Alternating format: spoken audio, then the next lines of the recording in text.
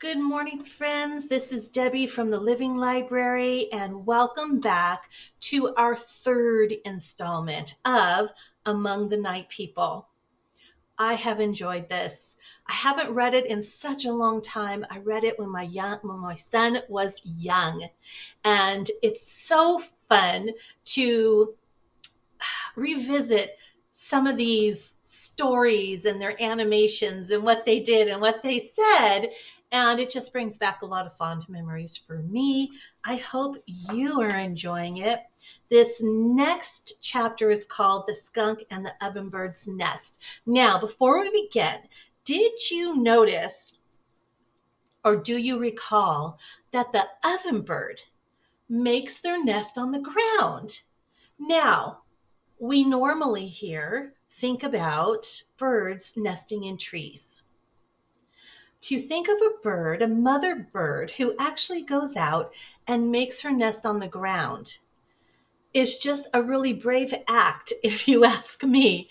It seems like they would be in such more danger being on the ground. But apparently, this is the way they were created.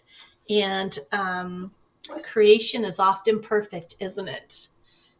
So let us begin. The skunks and the ovenbirds. The skunks, so plural, the skunks and the ovenbird's nest. The skunks did not go into society at all. They were very, very unpopular. And so many people feared or disliked them that nobody would invite them to a party. Indeed, if they had been invited to a party and had gone, the other guests would have left them at once. The small people of the forest feared them because, and can you guess why? I'll give you a second. Can you guess why the small people of the forest feared them? Because they were meat eaters. And the larger ones disliked them because of their disagreeable habits. The skunks were handsome. Yes, they were, but they were quiet as well. They were quick-tempered, and as soon as one of them became angry, he threw a horrible-smelling liquid on the people who displeased him. It was not only horrible smelling, but it made those who had to smell it steadily quite sick, and would indeed have killed them if they had not kept in the fresh air. If a drop of this liquid got onto a person, even his wife and children had to keep away from him for a very long time. And the skunks were so unreasonable. They would not stop to see what was the real trouble. But if anybody ran into them by mistake in the darkness, they would just as likely as not throw the liquid at once. Among themselves, they seemed to be quite happy. They were from 6 to 10 children born at a time in each family.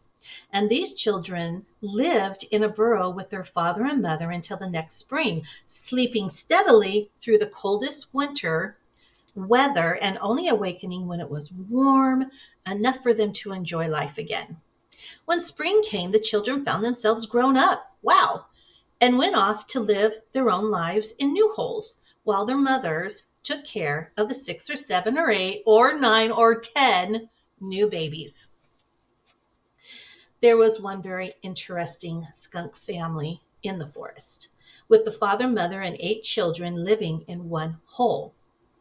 No 2 of them were marked in exactly the same way, although all were stoutly built with small heads, little round eyes, and beautiful long tails covered with soft, drooping hair. Their fur was rather long and handsome, and they were dark brown or black nearly all over. Most of them had a streak of white on the forehead, a spot of it on the neck, some on the tail, and a couple of stripes on it down their backs.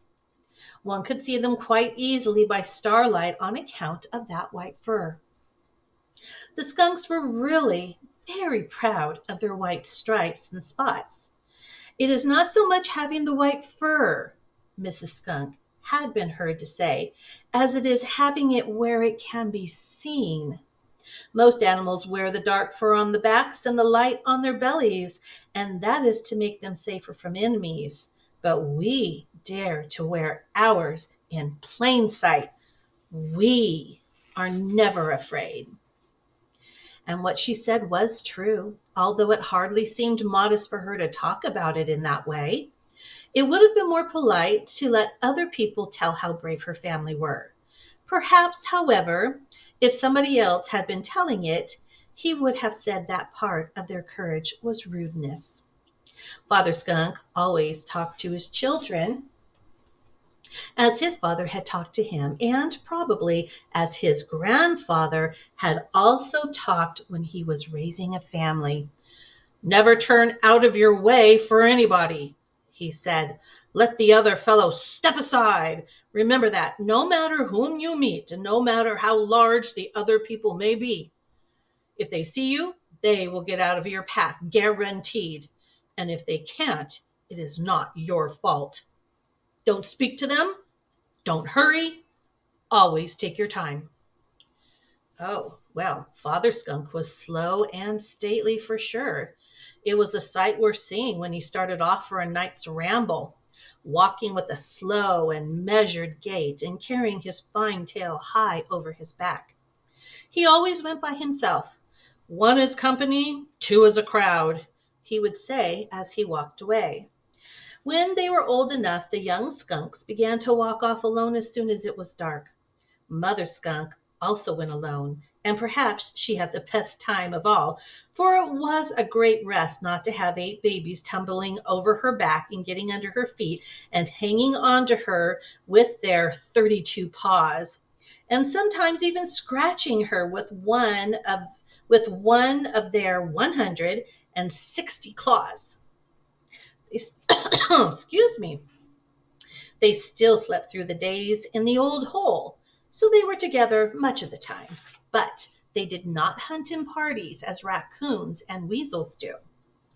One of the brothers had no white whatsoever on his tail, so they called him Black-tailed Skunk. He had heard in some way that there was an ovenbird's nest on the ground by the fern bank, and he made up his mind to find it the very next night and eat up the eggs which were inside. Another brother was called the Spotted Skunk because the spot on his neck was so large. He had found the ovenbird's nest himself while on his way home in the early morning. He would have liked to have robbed it then, but he had eaten so much that night that he thought better to wait. So it happened that when the family awakened the next 2 nights, So it happened that when the family awakened the next night, 2 of the children had important plans of their own. Neither of them would have told for anything, but they couldn't quite keep from hinting about it as they made themselves ready to go out. "Aha!" said the Black-tailed Skunk. "I know something you don't know." "Oh, tell us," cried 4 or 5 of the other children, while the Spotted Skunk twisted his head and said, "You don't either." "I do too," replied the Black-tailed Skunk.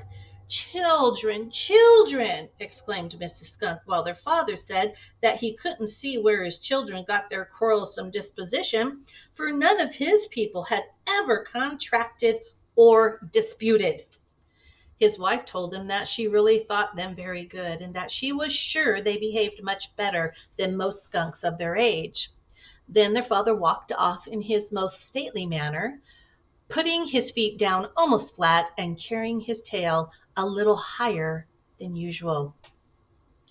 "I do know something that you don't," repeated the Black-tailed Skunk, "and it's something nice, too." "Aw!" said the Spotted Skunk. "I don't believe it, and I don't care anyhow."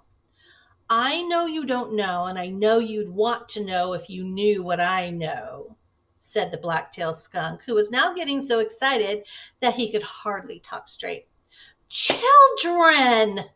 exclaimed their mother. "Not another word about that. I do wish you would wake up good-natured." "He started it," said the Spotted Skunk, "and we're not quarreling anyhow, but I guess he'd give a good deal to know where I'm going."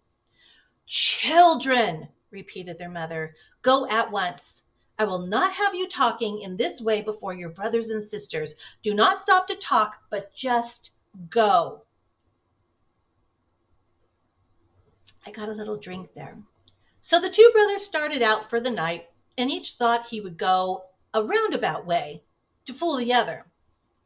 The black-tailed skunk went to the right, and the spotted skunk went to the left. But each of them, really started to rob the ovenbird's nest.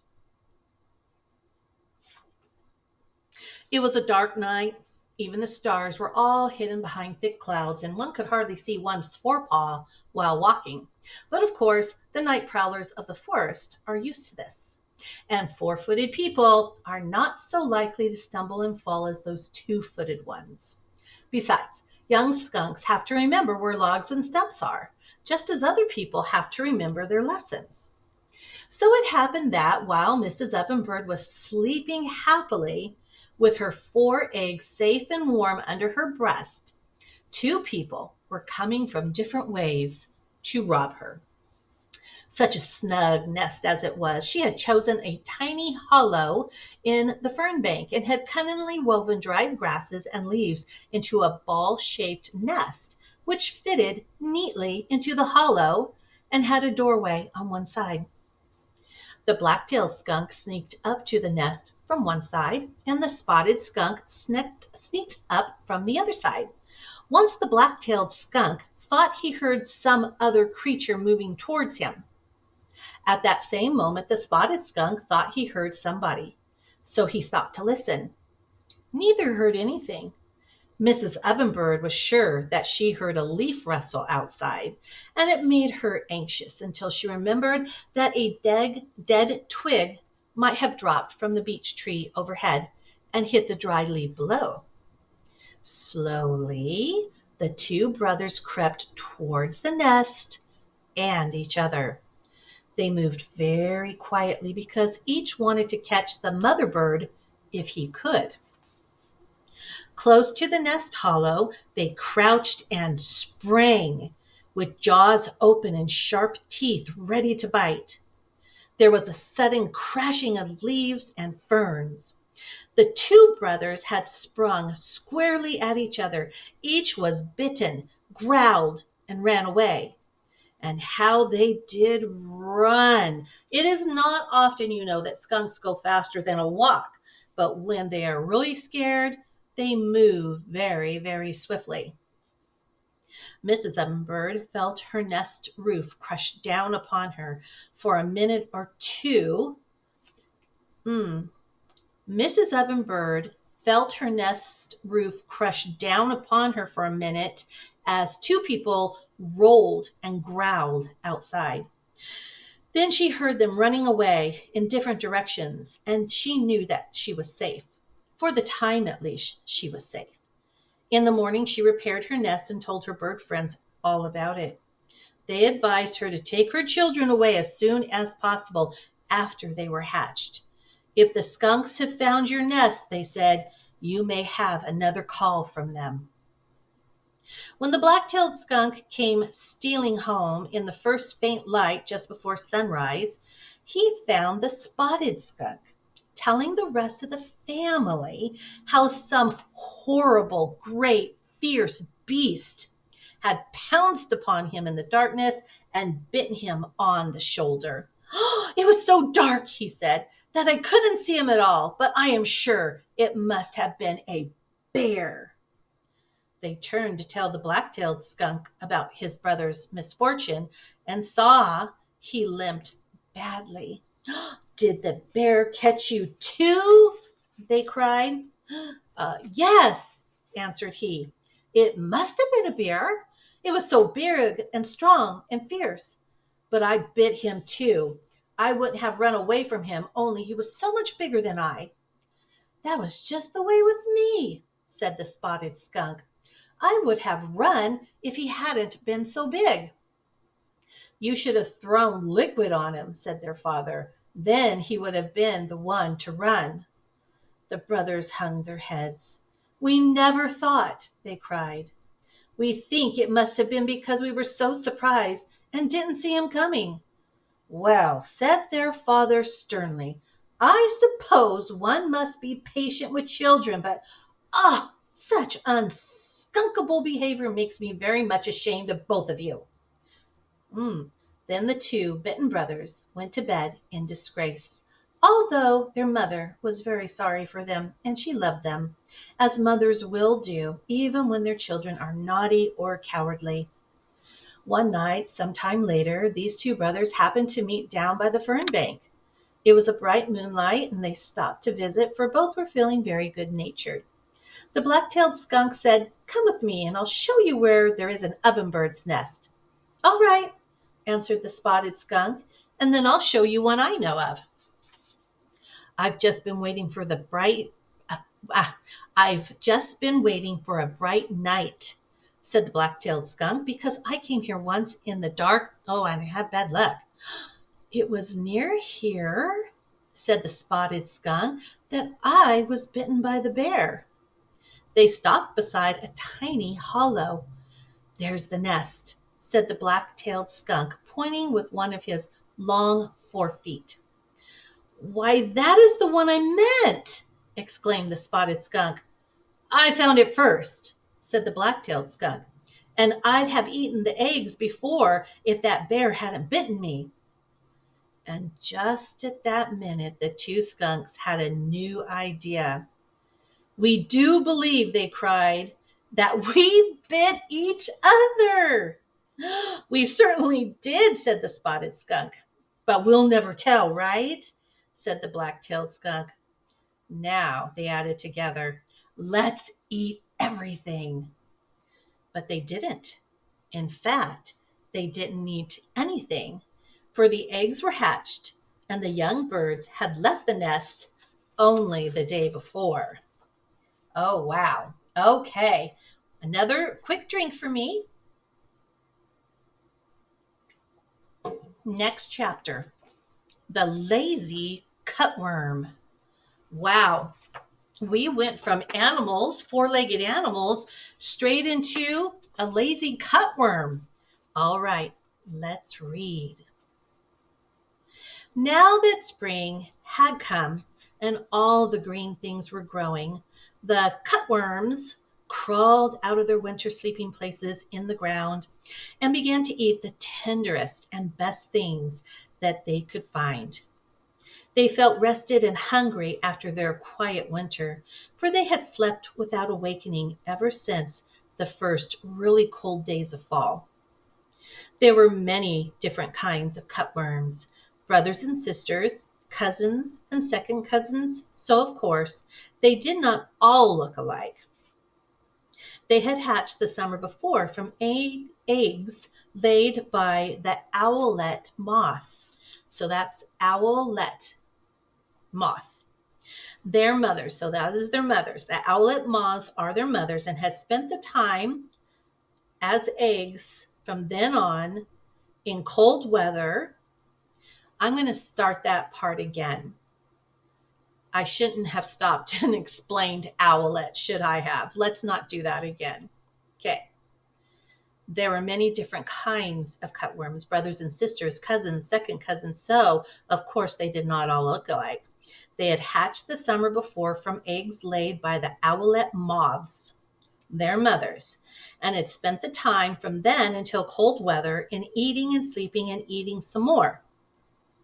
Of course, they grew a great deal, but then, one can grow without taking time especially for it. It is well that this is so. If people had to say, "I can do nothing else now, I must sit down and grow a while," there would not be so many large people in the world as there are.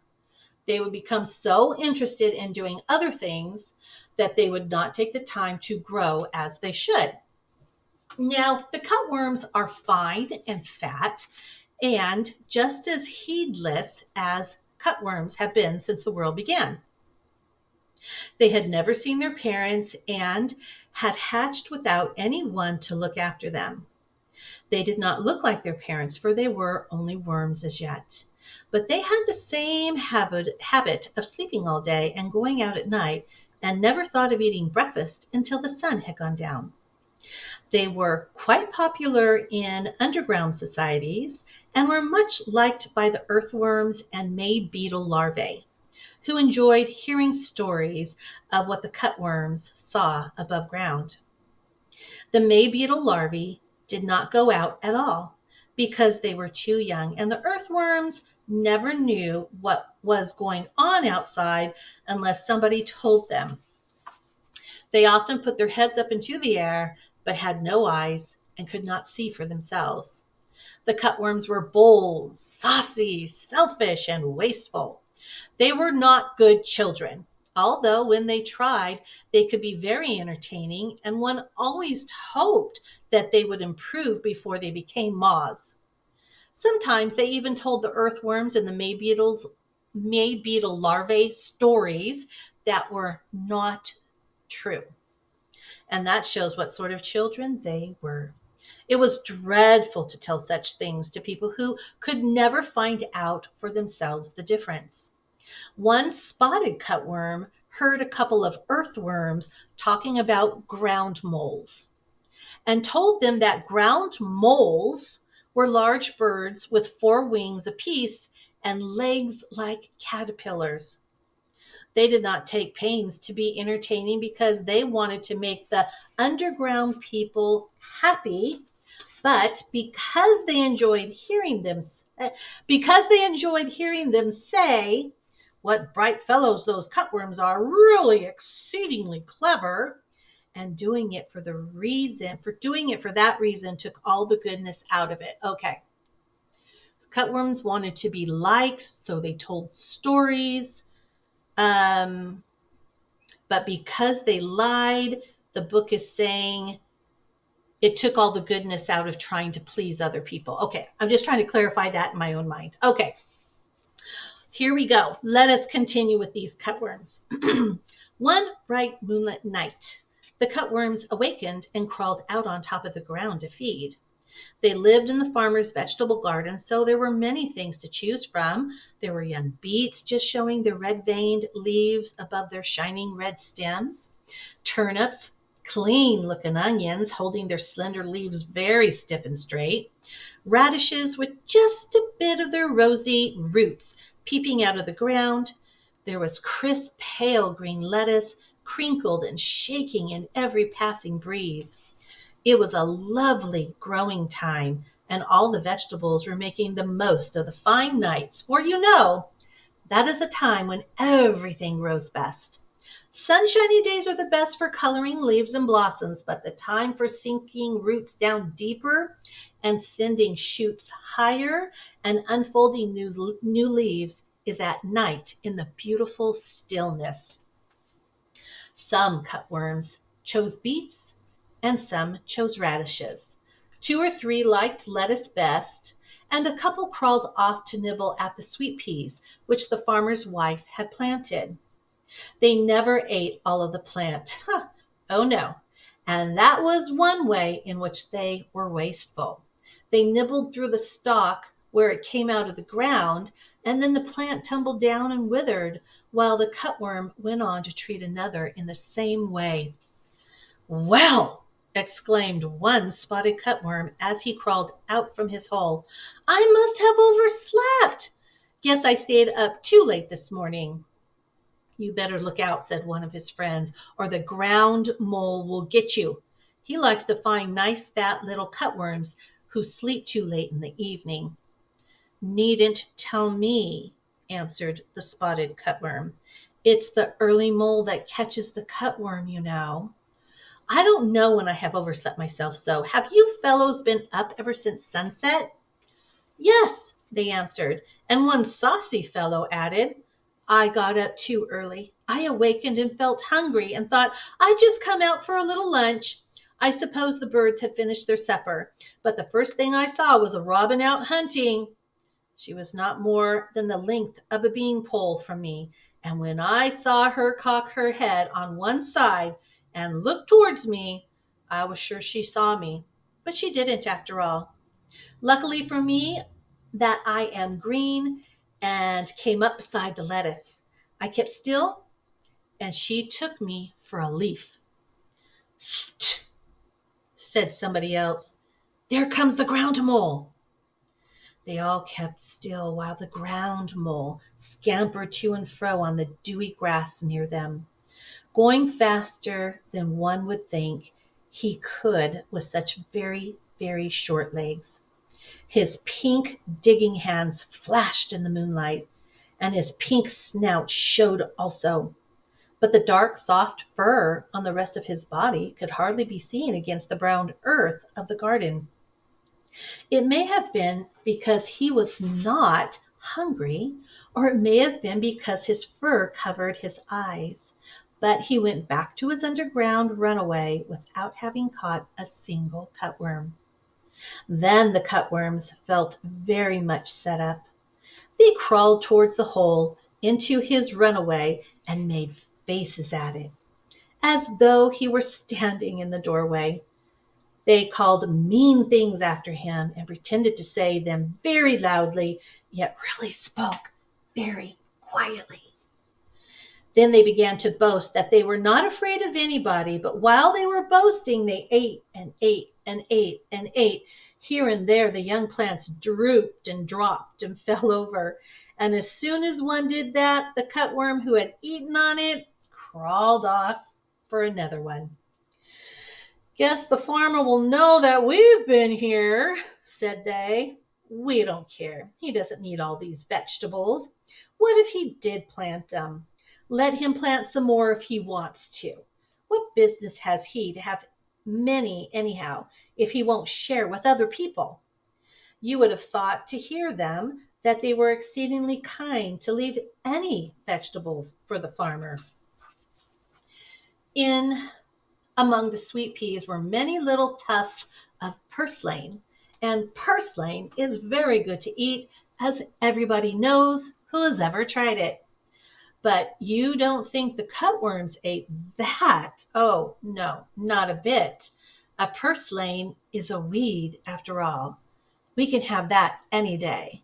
And now we're going to eat sweet peas. One little fellow added, You won't catch me eating purslane. Oh, it's a weed. Now, cutworms do eat weeds, so we have to say that. But they always seem to like best those things which have been carefully planted, carefully fertilized, carefully watered, carefully cultivated and tended.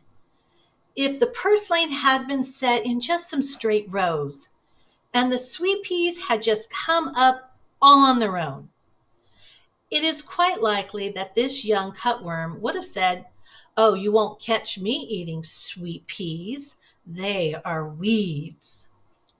As the moon rose higher and higher in the sky, the cutworms boasted more and more. They said there were no robins clever enough to find them, and that the ground mole dared not touch them when they were together.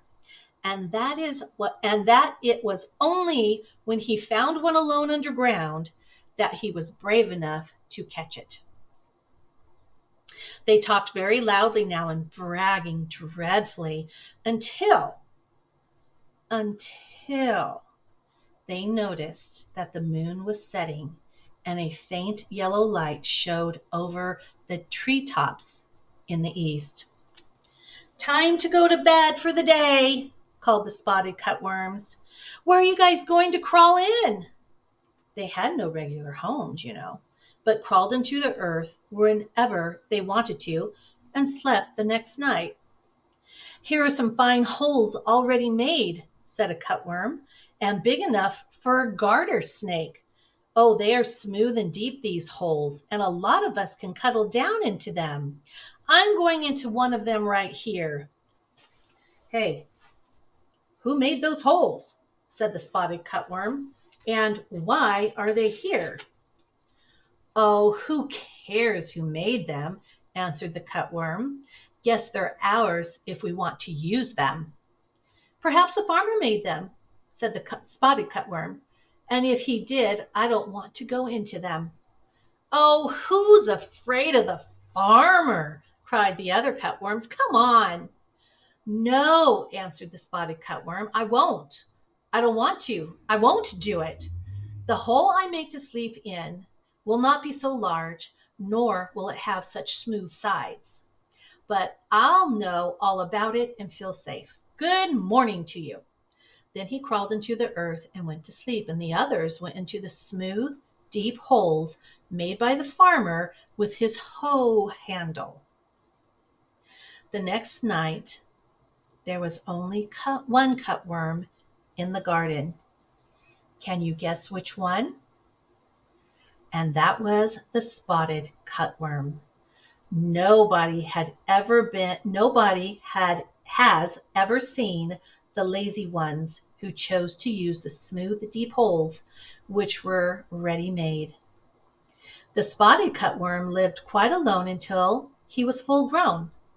Then he made a little oval room for himself in the ground and slept in it while he changed into a black owlet moth. After that, he flew away to find a wife and live among her people. It is said that whenever he saw a cutworm working at night, he would flutter down beside him and whisper, "The cutworm who is too lazy to bore his own sleeping place will never live to become an owlet moth." The end. We are going to read another chapter, but I am going to get up right now. I need to walk over and shut a door, and then I will be right back.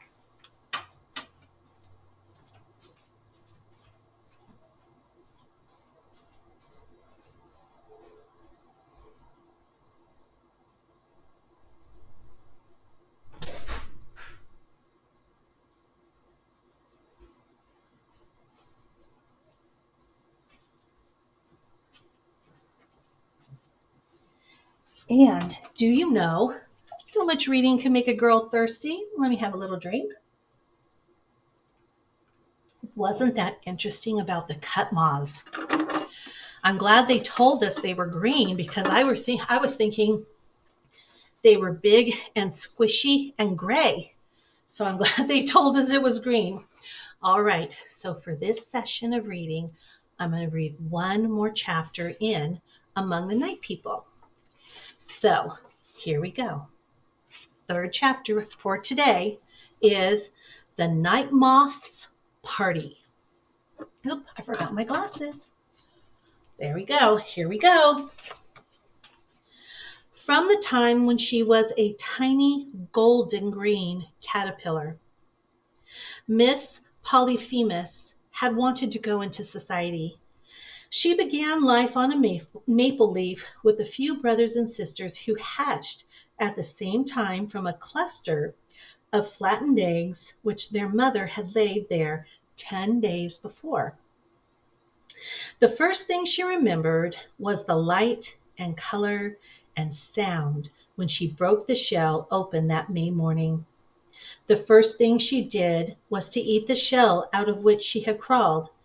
Then she got acquainted with her brothers and sisters, many of whom had also eaten their eggshells, although 2 had begun at once on maple leaves. It was well that she took time for this now, for the family were soon scattered, and several of her sisters she never saw again. She found it a very lovely world to live in. There was so much to eat, yes, and there was so many kinds of leaves that she liked. Let's count them. There was oak, hickory, apple, maple, elm, and many others. Sometimes she wished that she had 3 mouths instead of 1. In those days, she had few visitors. It is true that other caterpillars happened along once in a while, but they were almost as hungry as she, and they couldn't speak without stopping to eat. They could, of course, if they talked with their mouths full, but she had too good manners for that, and besides, she said that if she did, she couldn't enjoy her food so much. You must not think that it was wrong in her to care so much about eating. She was only doing what was expected of a Polyphemus caterpillar. And you would have to do the same if you were a polyphemus caterpillar. When she was 10 days old, she had to weigh 10 times as much as she did the morning that she was hatched. When she was 20 days old, she had to weigh 60 times as much. When she was a month old, she had to weigh 620 times as much. And when she was 50 days old, she had to weigh 4,000 times as much as she did at hatching. Every bit of this flesh was made out of the food she ate. That is why eating was so important, you know. And if she had chosen to eat the wrong kinds of leaves just because they tasted good, she would never have become such a fine, great caterpillar as she did. She might better not eat anything than to eat the wrong sort of thing, and she knew it. Still, she often wished that she had more time for visiting and thought that she would be very gay next year when she got her wings. I'll make up for it then, she said to herself, when my growing is done and I have plenty of time for play. Then she ate some more good plain food, for she knew that there would be no happy moth times for caterpillars who did not eat as they should. She had 5 vacations of about a day each when she ate nothing at all. These were the times when she changed her skin, crawling out of the tight old one and appearing as fresh and clean as possible in the new one, which was ready underneath. After her last change, she was ready to plan her cocoon, and she was a most beautiful caterpillar. She was about as long as a cherry leaf and as plump as a caterpillar can be. She was light green, yes, with 7 slanting yellow lines on each side of her body and a purplish brown V-shaped mark on the back part of each side. There were many little orange-colored branches on her body which showed beautiful gleaming lights when she moved. Growing out of these bunches were tiny tufts of bristles. She had 3 pairs of real legs and several pairs of make-believe ones. Her real legs were on the front part of her body and they were slender. These she expected to keep away. Oh, I'm sorry. These she expected to keep always. Her real legs on the front part of her body, and they were slender. Okay. And these were what she expected to keep always. The make-believe ones were called pro legs. They grew farther back and were fat, awkward, jointless things, which she would not need after her cocoon was spun. But for them, she would have had to drag the back part of her body around like a snake if she hadn't had them. With them, the back part of her body could walk as well as the front, although not quite as fast. She always took a few steps with her real legs and then waited for her pro legs to catch up. As the weather grew, as the weather grew colder, the polyphemus caterpillar hunted around on the ground for a good place for her cocoon. She found an excellent twig lying among the dead leaves and decided to fasten to that. Then began her hardest work, spinning a fluffy mass of gray-white silk which clung to the twig and to one of the dry leaves and was almost exactly the color of the leaf. Other caterpillars came along and stopped to visit, for they did not have to eat at cocoon spinning time. Ooh, better fasten your cocoon to a tree, said the pale bluish-green Promethea caterpillar. Put it inside a curled leaf like mine and wind silk around the stem to strengthen it. Then you can swing every time the wind blows, and the silk will keep the leaf from wearing out. I don't want to swing, answered the polyphemus caterpillar. I'd rather lie still and think about things. Well, fasten to the twig of a tree, advised the pale green Cecropia caterpillar with their red, yellow, and blue bunches. So that is a description of the Cecropia caterpillar. It has red, yellow, and blue bunches. No, let me see. Oh, wait, what? Okay, I'm sorry. Let's read again what the Cecropia caterpillar said. He or she said, fasten to the twig of a tree, advised the pale green Cecropia caterpillar with red, yellow, and blue bunches. Then the wind just moves you a little. Fasten it to a twig and taper it off nicely at each end. And then, yes, said the Polyphemus caterpillar.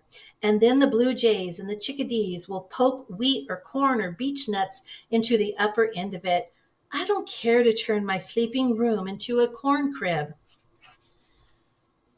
Just here are some other Polyphemus caterpillars came along and agreed with their relatives. Go ahead with your tree homes, they said. We know what we want, and we'll see you next summer, and we'll see who knows best. The Polyphemus cocoons were spun on the ground where the dead leaves had blown in between some stones, and no wandering cows or sheep would be likely to step on them. First, a mass of coarse silk, which it took about half a day to make, then an inside coating of a kind of varnish, then as much silk as a caterpillar could spin in 4 or 5 days, next another inside varnishing, and the cocoons were done. And the Polyphemus caterpillar snuggled down for a long winter's sleep. Each said to himself, thinking like this, those poor caterpillars in the trees, how cold they will be. I hope they may come out all right in the spring, but I doubt it very much. And when the Cecropia and the Promethea caterpillars dozed off for the winter, they said, what a pity those Polyphemus caterpillars, they're going to lie around on the ground. Well, we advised them what to do, so it's not our fault. They all had a lovely winter and swung or swayed or laid still, just as they had chosen to do. Early in the spring, the farmer's wife and little girl came out to find wildflowers and scraped the leaves away from among the stones. Out rolled the cocoon that the first Polyphemus caterpillar had spun, and the farmer's wife picked it up and carried it off. She might have found more cocoons if the little girl had not called her away. And this is how it happened that one May morning, a little girl stood by the sitting room window in the white farmhouse and watched Miss Polyphemus crawl slowly out of her cocoon. A few days before, a sour, milky-looking stuff had begun to trickle into the lower end of the cocoon, softening the hard varnish and the soft silken threads until a little tiny doorway was opened. Now all was ready, and Miss Polyphemus pushed out. She was very wet and weak and forlorn. Oh, said she to herself, it is more fun to be a new caterpillar than it is to be a new moth. I've only 6 legs left, and it will be very hard worrying along on these. I shall have to give up walking. Oh, it was discouraging. You can see how it would be, can't you? She had been used to having so many legs and had looked forward all the summer before to the time when she should float lightly through the air and sip honey from flowers. She had dreamed of it all winter, and now here she was, wet and weak with only 6 legs left and 4 very small and crumpled up wings. Her body was so big and fat that she could not hold it up from the windowsill. She wanted to cry. It was all so sad and so disappointing. She would have done that, though, had she not remembered how very unbecoming it is to cry. And when she remembered that, she decided to take a nap instead, and that was a most sensible thing to do, for crying always makes matters worse, while sleeping makes them better. When she awakened, she felt much stronger and she felt more cheerful. She was drier now, and her body just felt lighter. This was because the fluids from it were being pumped into her wings. That was making them grow, and the beautiful colors began to show more brightly on them. I wonder, she said to herself, if moths always feel so badly when they first come out. If she had but known, there were at that very time hundreds of moths as helpless as she, clinging to branches, leaves, and stones all through the forest. There were many Polyphemus moths just out, for in their family it is the custom for all to leave their cocoons at just about such a time in the morning. Perhaps she would have felt more patient if she had known this, for it does seem to make hard times easier to bear when one knows that everybody else has hard times also. Of course, other people always are having trouble, but she was young and really believed for a time that she was the only uncomfortable moth in the world. All day long, her wings were stretching and growing smooth. When it was dark, she was nearly ready to fly. Then the farmer's wife lifted her gently by the wings and put her on the inside of the wire window screen. When the lights in the house were all put out, the moonbeams shone in on Miss Polyphemus and showed her beautiful sand-colored body and wings with a dark border on the front pair and a lighter border on the back pair. On the back ones were dark eye spots with clear places in the middle through which one could see the moonlight quite clearly. I would like to fly, sighed Miss Polyphemus, and I believe I could if it were not for this horrid screen. She did not know that the farmer's wife had put her there to keep her safe from night birds until she was quite strong. The wind blew in, sweet with the scent of wild cherry and shade tree blossoms, and poor Miss Polyphemus looked over towards the forest where she had lived when she was a caterpillar, and wished herself safely there. Much good it does me to have wings when I cannot use them, she said. I want something to eat. Is there no honey to be sucked out of wire netting? I wish I were a happy caterpillar again, eating leaves on the tree. She was not the first moth who had wished herself a caterpillar, but she soon changed her mind. There fluttered towards her another Polyphemus moth, a handsome fellow marked exactly as she was, only with darker coloring. His body was more slender, and his feelers were very beautiful and feathery. She was fat and had slender feelers. Ah, he said, I thought I should find you soon. Indeed? She replied. I wonder what made you think that. My feelers, of course. They always tell me where to find my friends. You know how that is yourself. I, she said, as she changed her position a little. I am just from my cocoon. This was my coming out day. And so you have not met anyone else yet? He asked. Ah, this is a strange world, a very strange world. I would advise you to be very careful with whom you make friends. There are so many bad moths, you know. Good evening, said a third voice near them, and another Polyphemus moth with feathery feelers alighted on the screen. He smiled sweetly at Miss Polyphemus and scowled fiercely at the other moth. It would have ended in a quarrel right then and there if a fourth moth had not come at that minute. One after another came until there were 9 handsome fellows on the outside and Miss Polyphemus on the inside of the screen, trying to entertain them all and keep them from quarreling. It made her very proud to think so many were at her coming out party. Still, she would have enjoyed it better, she thought, if some whom she had known as caterpillars could be there to see how much attention she was having paid to her. There was one caterpillar whom she had never liked. She only wished that she could see her now. Still, society tires one so much, and it was hard to keep her guests from quarreling.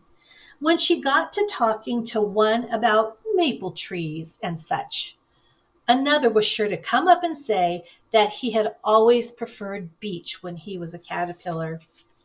And the two outside would glare at each other, while she hastily thought of something else to say. At last, those outside got to fighting. There was only one, the handsomest of all, who said he thought too much of his feelers to fight anybody.